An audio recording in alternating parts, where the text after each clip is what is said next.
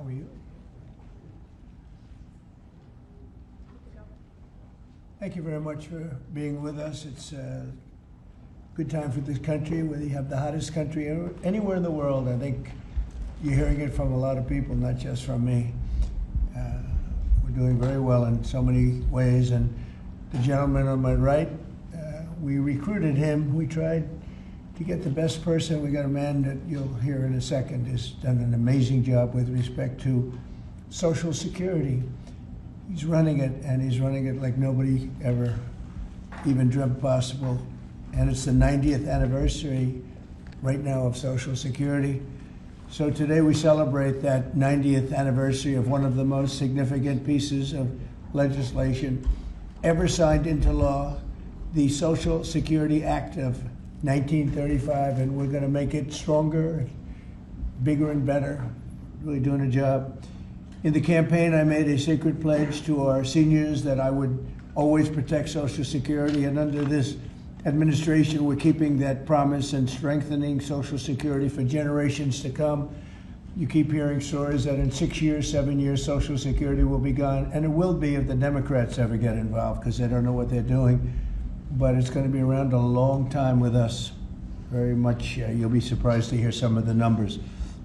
I'm delighted to be joined by the Commissioner of the Social Security Administration, Frank Bisignano, who in the world of business, in fact, I wrote some of the little things down, that he's had an amazing, he was Chief Operating Officer of J.P. Morgan Chase. He worked for Jamie Dimon.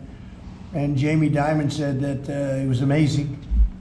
So think of that, Chief Operating Officer, J.P. Morgan Chase, had a storied career. Then he went to First Data. For those in the business, you'd know it's the largest payment company anywhere in the world. And worked for Henry Kravis, and it was in big trouble. He took it over as CEO. He made it incredible. They merged with Fiserv, and he became CEO of that, and that became extremely successful. I was in Milwaukee. I guess they have the Milwaukee Arena, and where we had some good success and some good speeches. But he's a really legendary guy, and he wanted to do this. I mean, he just wanted to straighten out Social Security because he loves our country. And what he's done in a few months is amazing. Almost 60 million American seniors rely on Social Security for peace of mind and a life of dignity and retirement. These Americans paid into the system, and they deserve leaders in Washington who are going to protect the benefits they've had and protect Social Security. Under Biden, Social Security went down like nobody's ever seen it, deteriorated. There's never been anything like it. The 4 years of Biden were very, very destructive. It couldn't have gone on much longer. Social Security was going to be destroyed. It was being destroyed. The average call wait time reached an all-time high of more than 42 minutes. Field office wait times were at 32 minutes, which is unheard of, and the disability claims backlog was the longest ever in recorded history. In other words, it was run just like the country was run. It was run really badly. But I'm pleased to report that under our leadership, and Frank in particular, the changes he's made and what he's done is sort of a miracle. Sort of like what happened with the country as a whole. Field office wait times are now down 30% since last year, and it looks like it's going to a total record number. And the record was set in a long time ago when the world was a lot different place. We're going to beat that record. Call wait times are down 73% while serving twice as many customers per day. The disability claims backlog is down 26%, and seniors now have 24/7 online access to their accounts, which they never had before, whereas under Biden, the website was down 29 hours a week for maintenance purposes. It was essentially not open very much. They were always maintaining it, but they didn't know what the hell they were doing. They had a person running that had no idea what they were doing. Among my very first acts was to order all government employees to return to the office or be removed from the job, which means our Social Security offices are now open for full business hours 5 days a week. So unlike being shut down all the time, we're open. at record levels also. We're making it really great for the people that want and demand Social Security, and they paid into the system. They deserve it. Last month, I signed one big, beautiful bill and allowed no tax on Social Security for our great seniors, okay? So how's that? Not bad, right? No tax on Social Security for our seniors. And to protect our benefits, we've already kicked nearly 275,000 illegal aliens off of the Social Security system. These are people, many of them have already left the country, and yet we were sending them checks all the time. And 275,000, and that number is now even larger than that, Frank. It's an unbelievable job. And what that's doing is making the system strong. It's making it strong. Biden never kicked anybody off. Everybody joined. And we're carrying out historic deportations to remove many more illegals committing Social Security fraud. It's the Social Security fraud that was taking place at levels that nobody's ever seen. We cleared 12.4 million names listed in the Social Security database over 120 years of age. Think of that. So we had 12.4 million names where they were over 120 years old. Is that right? That's a hell of a statement. I have a feeling, Dan, that's not really gonna, that really didn't happen, did it? So you have 12.4 million names listed in the Social Security database that were over 120 years of age, meaning you were breaking records, because I've never heard of anybody at 125. There were nearly 135,000 people listed who were over 160 years old, and in some cases getting payments. So somebody's getting those payments, and we're after that. We're also fighting the menace of inflation to make life more affordable for American seniors, and we've ended Biden's inflation nightmare. So we had the worst inflation in the history of our country, and now our inflation is down to a perfect number, a beautiful number, hardly any at all.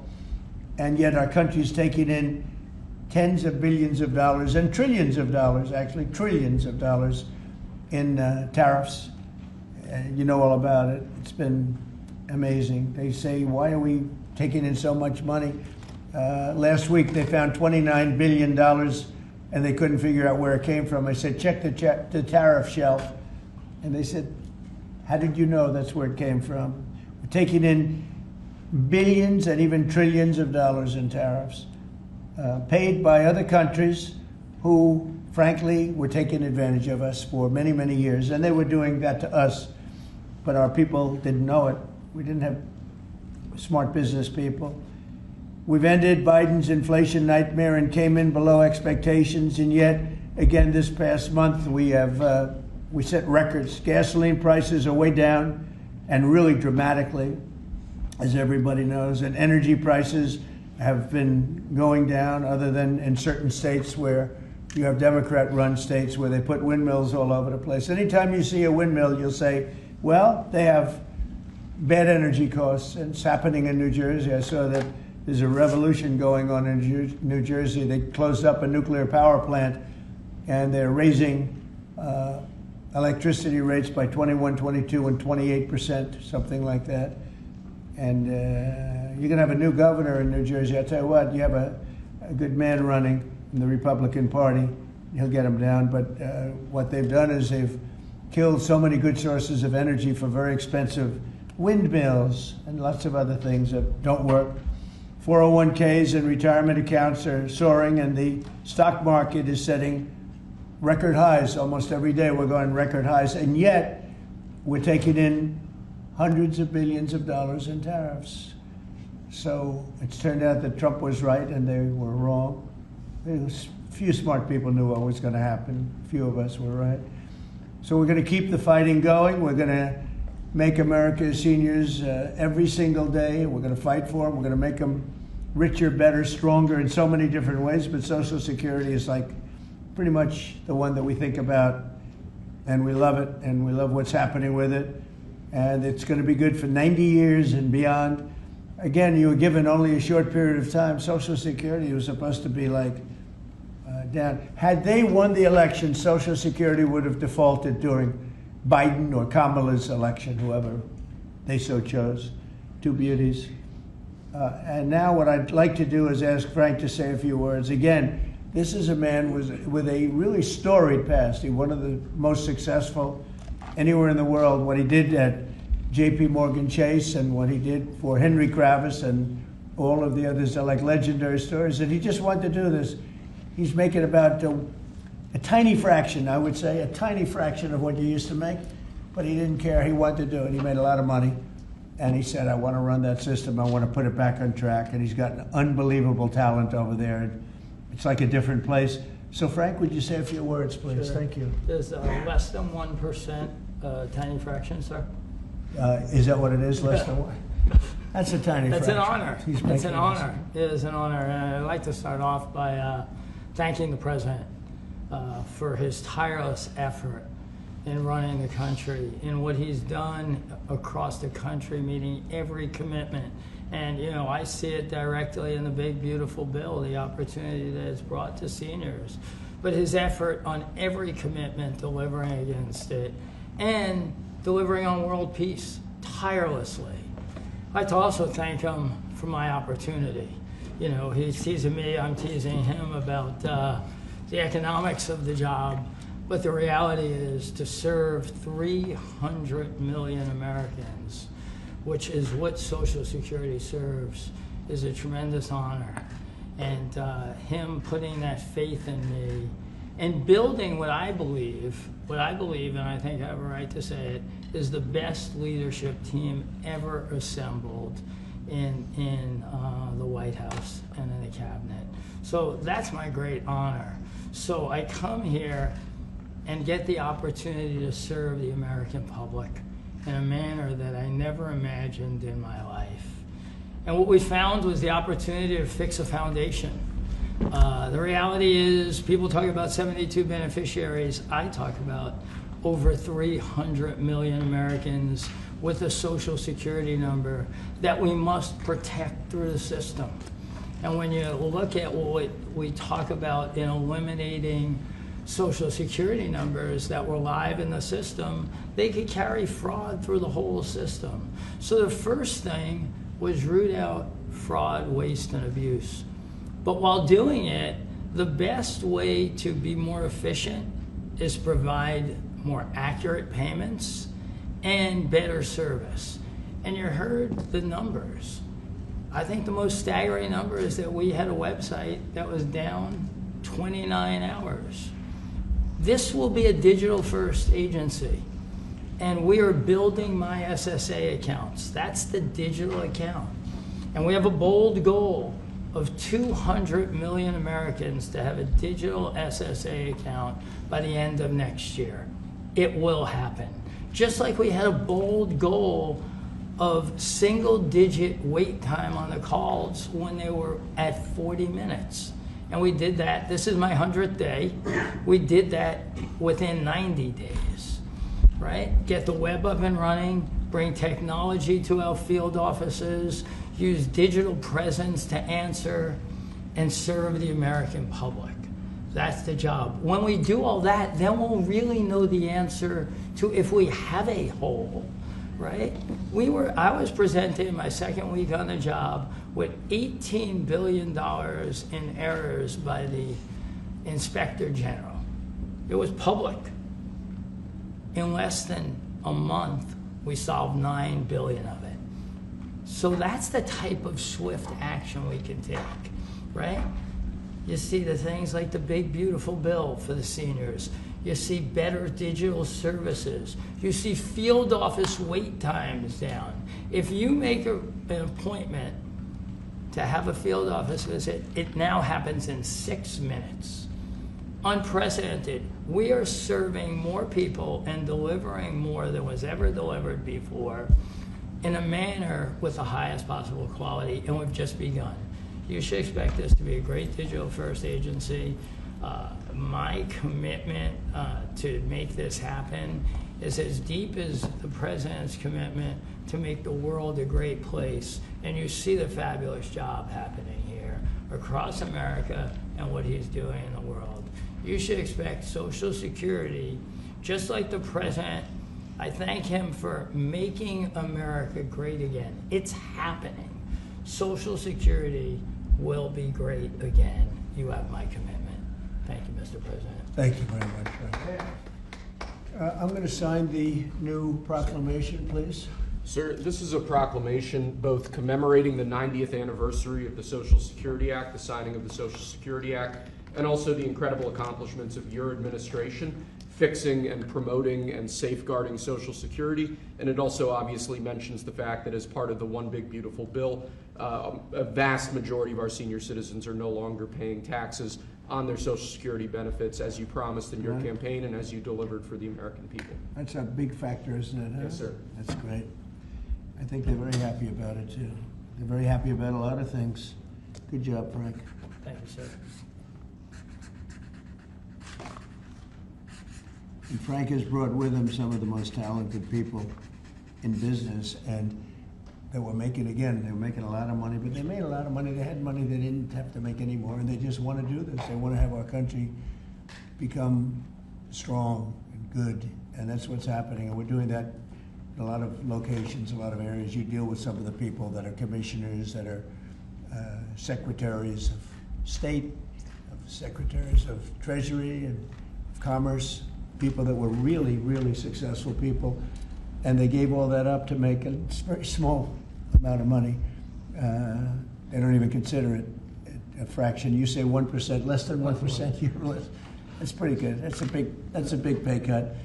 But Frank is one of the most outstanding of all. His career has been incredible, and you just have to look at what happened at J.P. Morgan Chase and look at what happened with First Data. First Data was the biggest company of its kind in the world, but it was not going to make it. He went in, and it became a tremendous success. And merged into another company, and he became the head of that company. Then he said, "Let me go save Social Security," because as big as that stuff is, it's small potatoes compared in terms of numbers, right? In terms of numbers, these are big numbers. Government numbers are big numbers. So I want to thank everybody for being here, but I'm really proud of you, Frank. And here's your proclamation, and let's take a look at what that looks like. Signed by the human hand. For a change. That's good, right? Do you have any questions for Frank? How about questions for Frank? Mr. President. For Frank? Mr. President? Yes, on Social Security. Please. First and foremost, this was a major campaign promise that you had. 2023, it was one of the first Agenda 47s that you put out. It was titled, "We Must Protect Medicare and Social Security." Why was this important for both of you to get done, and given the fact that it'll impact millions of lives? Well, it was very important to me because I knew how Social Security, I've been hearing about it for years, long before I came to office, that it was really going to die very shortly, and I had to put somebody outstanding in. And we were talking. I was talking to him on a business sense once, and I said, "This guy's amazing." And he said, "I'd love to help you with Social Security because it's sort of what he does. You know, he takes troubled entities and turns them around." And he did some of the biggest messes in the world, and Social Security in a certain way, I guess, you reported it all the time. In 4 or 5 years, it's going to go bust, but not anymore, it's not. And he's got it turned around so well. The proclamation helps. All of the things we've done help. And he's finding such tremendous fraud where we have illegal aliens. We have people that don't even exist on Social Security now. They don't exist. And what it does, it makes it totally secure and powerful for the people that are on it and need it. And we're very proud of the job he's done, one of the best. Kara Castro from Lindell TV. How are you today, sir? Democrats like Bernie Sanders and Elizabeth Warren continue to peddle the lie and the claim that you're trying to cut Social Security, despite your repeated promises to protect it. Why do you think they keep pushing this misinformation and literally terrorizing the elderly in America that sadly keep watching the very misleading mainstream media? I love your question. I should have called you almost first, but I love his questions also, always. But it's such a good question. It's so vicious what they do. Elizabeth Warren said she was an Indian. We call her Pocahontas. She's a liar. She lied her whole career. Based on the fact that she was an Indian, she was able to get into certain colleges, get certain jobs, get into certain universities to work there. She's a liar and a mean person. She's a nut job. I watched her the other night. She's all hopped up endorsing a communist in New York City. and she was all excited and jumping up and down. She's got to take a drug test. She really does. She's got to take a drug test. There's no way somebody can act that way and be normal. What she's done to our financial institutions, he destroys people.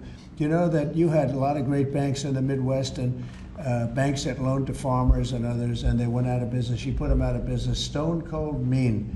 Banks that were open 150 years, family banks that supplied the farmers and manufacturers and others, and she put them out of business. She's a mean, horrible human being. Bernie Sanders is Bernie Sanders. I don't mind him so much.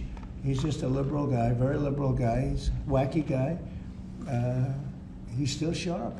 I got to tell you, you know, he's 86 or 87 or something. He's still sharp. You compare that to Joe Biden, it's, you know, sort of what happened. So I don't mind Bernie Sanders. With him, you know what you're getting. You're getting a guy, he's a nasty guy, but he's somebody that, I don't know if I call it a fastball, but he's able to throw the ball pretty well. He's okay. I watched him the other day. He was totally on the opposite side of things. I will say this, the biggest issue right now, and an issue that's really taken hold, is crime, stopping crime in the cities, and the Democrats are fighting the stopping of crime. So I think that's like men playing in women's sports is okay, or transgender for everybody okay. But this is a bigger issue. This is the biggest of all issues. Crime is rampant in D.C. It's rampant in our generally blue-run cities, and they've got to do something about it, or they're never going to win another election. And instead of calling me a dictator, they like to say Trump's a dictator. Trump's a dictator. Well, I had calls from many, many friends, including Democrats. I have a lot of Democrat friends, but they're normal people. And they were thanking me so much for what I'm doing in D.C. They feel so safe already. And you know, at the border, we had 0 people come in, and this is done by a liberal group. They're the people that do it. I have nothing to do with it. 0 people in 3 months. We had 0, 0, and 0 for 3 months. And last year we had millions of people pouring in from all countries, from jails, from drug addicts, gang members, drug dealers by the thousands and thousands. 11,888 murderers, half of whom committed more than one murder. They flowed into our country, and for the last 3 months we had none. And I didn't get, remember when Joe Biden used to always go, I need legislation, I had no legislation. I just said we're closing the borders, and the whole world understood it because they respect your country again. They really respect this country again. They didn't respect it. When he said it, it didn't mean anything. But now they know it meant a lot. And Mexico does what we tell them to do, and Canada does what we tell them to do, because we had the 2 borders. We have the northern border, the southern border, and they were both horrible. But now it's some people say it's a miracle. Well, what Frank has done with Social Security also is something very special. But what we're doing with crime, which will be your next question, I guess, that's because everyone's they're afraid. Half of the people here, maybe all of the people here, most of you live in D.C., you are petrified to go out. And you're liberal, and if you're liberal, you're going to have to change. You're Democrats, you're going to have to change your ways. So we will have crime under control very shortly in D.C., but they're record numbers. And sadly, what I guess the mayor did, but whoever it was, they asked the numbers to be fudged so that it would show less crime than the fact. The fact is, it's worse than it's ever been, and we will have it just like we did at the border, where with borders are totally in great shape right now, the best ever, record-setting shape. We'll have the crime situation solved in D.C. very soon. And we're also going to beautify the city. We have a beautiful city, but you can't have graffiti, and you can't have roads with potholes, and you can't have the medians, the dividers in the roads falling down on the street. We're going to be beautifying the city, making it really beautiful. We're going to be getting the criminals the hell out of here. We don't want the criminals in Washington, D.C. Mr. President, one on your Putin meeting and then one on D.C. crime. Are you prepared to offer Vladimir Putin access to rare minerals to incentivize him to end the war? We're going to see what happens with our meeting. We have a big meeting. It's going to be, I think, very important for Russia, and it's going to be very important for us, and important for us only that we're going to save a lot of lives. Look, we have, we're not paying any money, as you know, to Ukraine. We're supplying equipment. We're being paid 100% plus for that equipment by NATO. And I got NATO up from 2% to 5% of GDP. They now have billions of dollars. NATO is a very rich group of countries, and we make the best military equipment anywhere in the world by far, and they're buying our equipment, and they're paying 100% for the equipment, 100%. In fact, they owe us about $2 billion now. They're going to send a check. Another one was sent recently for $1 billion. So we're not spending any money anymore. Biden gave them $350 billion, got nothing for it. And if you look, and by the way, we also signed a rare earth deal where we get, years of rare earth to get our money back, the money we spent. But what I'm really doing this for is to save thousands of soldiers a week. You have Russian soldiers, you have Ukrainian soldiers, and then you'll have missiles dropped into various cities and towns in Ukraine. And they're losing last week they lost 7,251 people, mostly soldiers, Russian and Ukrainian soldiers. I'm doing it for that reason. We have a meeting with President Putin tomorrow. I think it's going to be a good meeting, but the more important meeting will be the second meeting that we're having. We're going to have a meeting with President Putin, President Zelensky, myself, and maybe we'll bring some of the European leaders along, maybe not. I don't know that it's going to be very important. We're going to see what happens. And I think President Putin will make peace. I think President Zelensky will make peace. We'll see if they can get along. And if they can, it'll be great. I've solved 6 wars in the last 6 months, a little more than 6 months now. And I'm very proud of it. I thought the easiest one would be this one. It's actually the most difficult. We had one war raging, as you know, for 37 years. One in the Congo with Rwanda was raging for 31 years. We solved 6 of them, made peace, not just solved them, we made peace. If you look at Pakistan and India, planes were being knocked out of the air. 6 or 7 planes came down. They were ready to go, maybe nuclear, we solved that. I thought this would be maybe an easier one. It never made sense, this war. It would have never happened when I was president. If I were president, this war would have never happened. But millions of people have been killed. And I'm there for one reason, to see if I can solve. This was Biden's war. This isn't my war. I want to see if I can stop the killing. Yeah. But rare earths, do you plan to offer him access to that at all? We have great rare earth. We made that as payment for all of the money that we've spent so foolishly in Ukraine. We spent $350 billion. Now Europe spent $1 billion. That's a lot of money. They spent $100 billion. That's a lot of money, but we shouldn't be spending a lot more money than them, and they understand that. And I think that's maybe why we're not spending money anymore. We're not spending any money. They're paying us for everything. So people are shocked when they hear it. They don't even understand. They don't even write about it. But we're not spending money, but we are spending a lot of time trying to get the war solved. If we can get the war solved, we'll be very happy. As far as rare earth, that's very unimportant relative. I'm trying to save lives. And on DC crime, sir, on DC crime. Do you have a message for the Democrat lawmakers like Nancy Pelosi or media who are saying, after living here for many years, that there is no crime and you're trying to start a new news cycle? It's another reason why the Democrats lost the election in a landslide. They lie. It's just lie. Look, the crime is very bad. I think they'd be much better off saying, we want to help President Trump with the crime because it's an epidemic. It's a tragic situation. It's the worst it's ever been. And we want to help President Trump with the crime, as opposed to, he's a dictator. He's a dictator. People are so happy to see our military going into D.C. and getting these thugs out. As you know, we arrested a lot of people yesterday. We arrested a lot of people today. We're getting people that have arrest records that you wouldn't believe. 28 arrests, 15 arrests, brutal, brutal people. And we're going to have to do something about this cashless bail, because people shoot somebody, they kill somebody, and they're out on the street in less than an hour. Now, that's when it's all started, in New York, in Chicago, Los Angeles. You take a look. If we didn't go to Los Angeles to help this incompetent governor and a mayor that doesn't know what the hell she's doing, if we didn't go to Los Angeles, you wouldn't have a big part of it burned down. The other part of it would have burned down too. You would have not had, I don't think you would have been able to have the Olympics. We have the Olympics. I have a lot at stake with that, because I'm the one that got the Olympics. I got it in my first term, and I was saddened because I got it for what would be my third term, okay, which turned out to be second term. And the Olympics, it's a great honor, but I felt badly because I said I won't be president when the Olympics came. Well, through circumstance, I am president. I want to make sure the Olympics is great, the World Cup is great, and the 250, maybe the most important of all, is the 250-year celebration is great.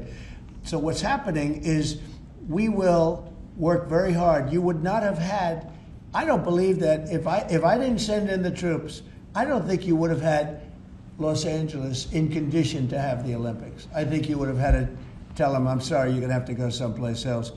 And if you look at the police commissioner or the sheriff, he said, we really needed them. Thank God they were here. We really needed them. That was the first 2 or 3 days. After we solved their problems, then he said, well, I think we could have maybe done it. No, he was told what to say.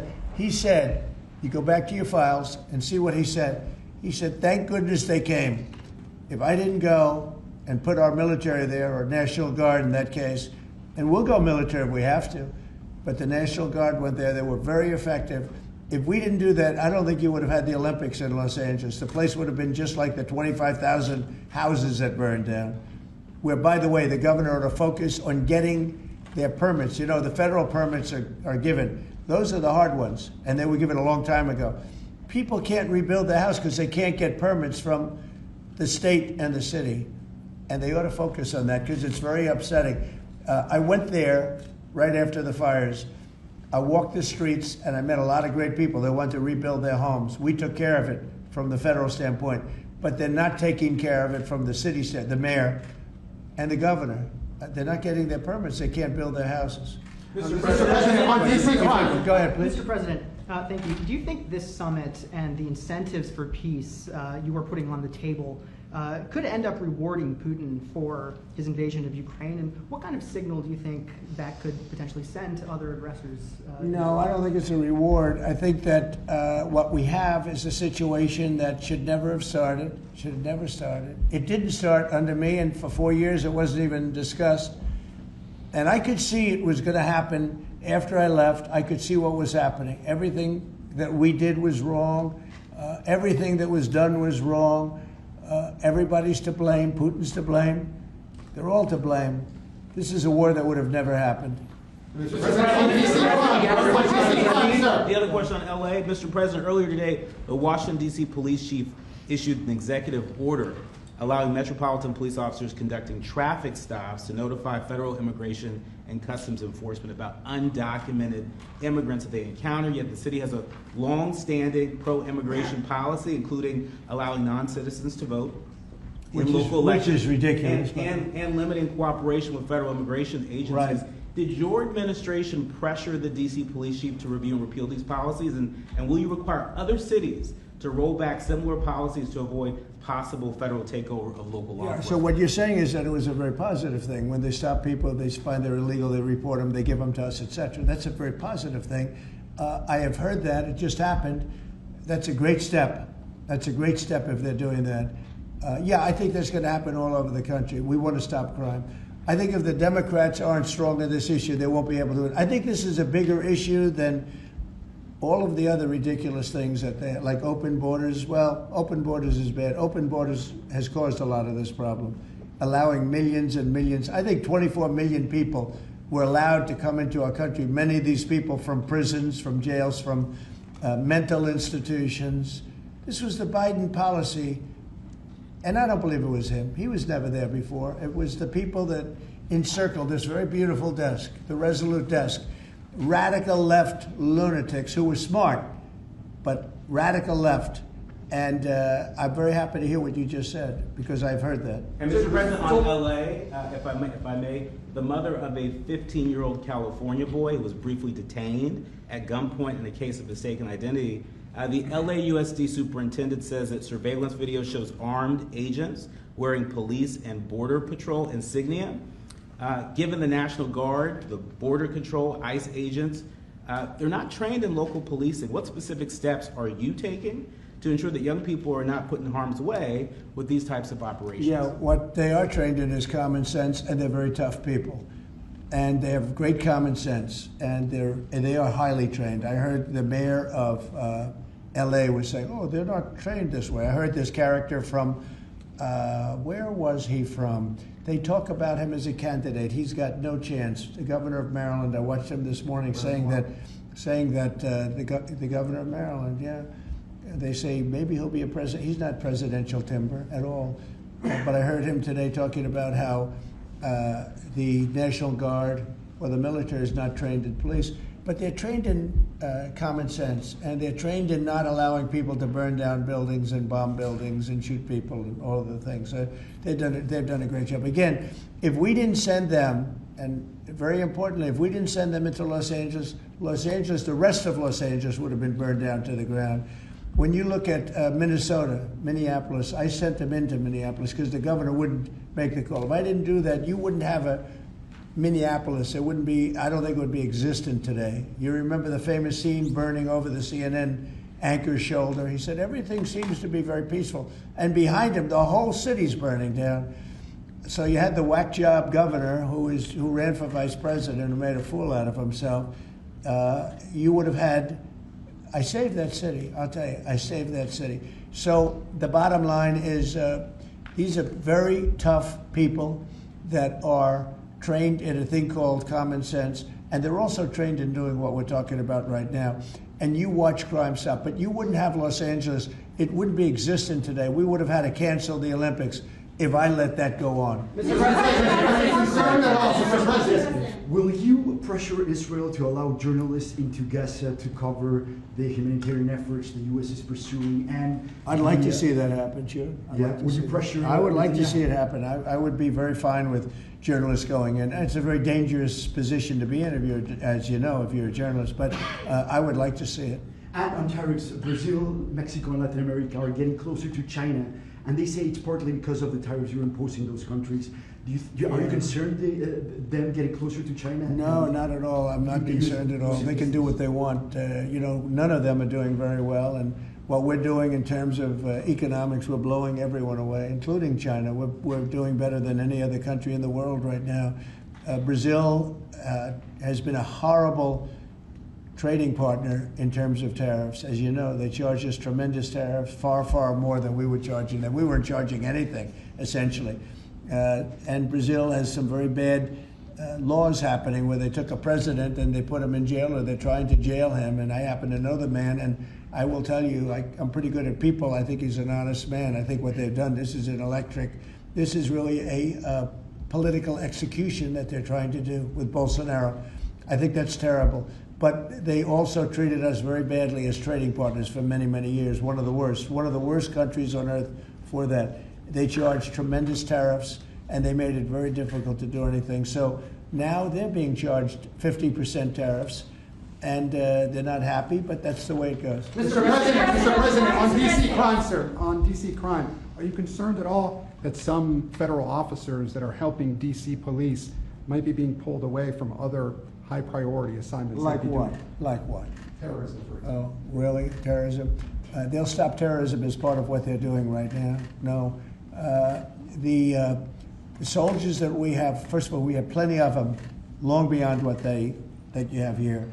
We're just using a very small force. You know, in Washington, D.C., they have thousands of police. They have a lot of police, but the police weren't allowed to do their job. We have a lot of great ones, and you have some that weren't so good, to be honest, but they weren't allowed to do their job. But now they are allowed to do their job, and essentially it's only 2 days, but you look at the numbers already, they're dropping.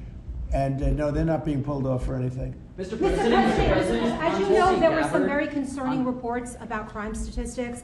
Police are manipulating crime data to downplay crime in D.C. Will the administration release its own crime statistics to counter their misinformation? And will those individuals who are intentionally misrepresenting crime data and fudging the books, like you said, be penalized for endangering the public? They are under investigation right now. They are giving us phony crime stats, just like they gave other stats in the financial world, but they're phony crime stats. And Washington, D.C. is at its worst point, and it will soon be at its best point. You're going to have a very safe, you're going to have a crime-free city. I mean, I say that. You're going to have virtually a crime-free city. And these are strong men, but the criminals are strong men and women, but they're strong men. And these are people that don't play games. We're not playing games. These are criminals we're dealing with. And they treated people. They took one of the people that worked for us the other day. You saw the beating, the pounding, 10 against 1. And they pounded the hell out of him. He's lucky to be alive. He's barely, almost killed. And we're not going to have that happening, please. Tulsi Gabbard declassified more documents last night related to the Russiagate Good. hoax. She's doing a great job, by the way. That was another fake story. I'm very happy with the job she's doing. That's right. They declassified some terrible documents talking about Democrats and what they did. Yeah. Radical left lunatics. It showed that then DNI James Clapper sent out emails to IC officials saying that it would be a team sport to push then the debunked 2017 ICA report, and that it might need them to compromise on their normal modalities. What's your reaction to the latest declassification, and in your view, sir, what does real accountability look like for the players It's involved? incredible what we're finding. Absolute proof of guilt. And we'll see what happens. But Clapper and Comey and that whole group of criminals, they're criminals. And they made it very tough. You know, they did the fake Russia witch hunt that lasted for 2 years. And I got totally exonerated. There was no doubt about it. They should have done it in 1 day, not 2 years. But it was a whole scheme to try and demean Trump so that I couldn't win an election. And that is a criminal group of people. They're sick people, and they're criminals, and they should be taken care of. Mr. President. Does Putin have a strong hand tomorrow? Well, he came to our country, and I heard CNN fake news talking about that was a big win for him. Normally, you would say the opposite, but they said, oh, it's a big win that he came here. Normally, it would say the opposite, he came here. I think that President Putin would like to see a deal. I think if I weren't president, he would take over all of Ukraine. It's a war that should have never happened. Mr. President. If I weren't president, in my opinion, he would much rather take over all of Ukraine. But I am president, and he's not going to mess around with me. Mr. President, on Russia, Mr. President, would you support or agree to reducing NATO troops in Europe, in countries like Poland, in order to get Russia to agree to a peace deal? That hasn't been put before me, and I'll think about that for later, but it has not been put before me. Go ahead. Is anything less than an unconditional and immediate ceasefire a victory for the U.S.? Tomorrow? Yes. Well, tomorrow we'll see. I say, I don't know where that comes from. It's sort of not a good question. I would say that tomorrow, all I want to do is set the table for the next meeting, which should happen shortly. I'd like to see it happen very quickly, very shortly after this meeting. I'd like to see it actually happen maybe in Alaska, where we just stay because it's so much easier. But I think that it's going to be very interesting. We're going to find out where everybody stands, and I'll know within the first 2 minutes, 3 minutes, 4 minutes, or 5 minutes, like we tend to find out, whether or not we're going to have a good meeting or a bad meeting. And if it's a bad meeting, it'll end very quickly. And if it's a good meeting, we're going to end up getting peace in the pretty near future. Okay? How about one more? Thank you, Mr. President. On the Smithsonian, I know that your administration is seeking to weed out a lot of this left-wing spin that's in the museums, but we're seeing from people like Brian Stelter or other commentators that they're insinuating that you are trying to change history according to your narrative. What's your response to that, and is there anything you'd particularly like to do? Well, we want the museums to treat our country fairly. We want the museums to talk about the history of our country in a fair manner, not in a woke manner or in a racist manner, which is what many of them, not all of them, but many of them are doing. Our museums have an obligation to represent what happened in our country over the years, good and bad, but what happened over the years in an accurate way. Thank you very much, everyone.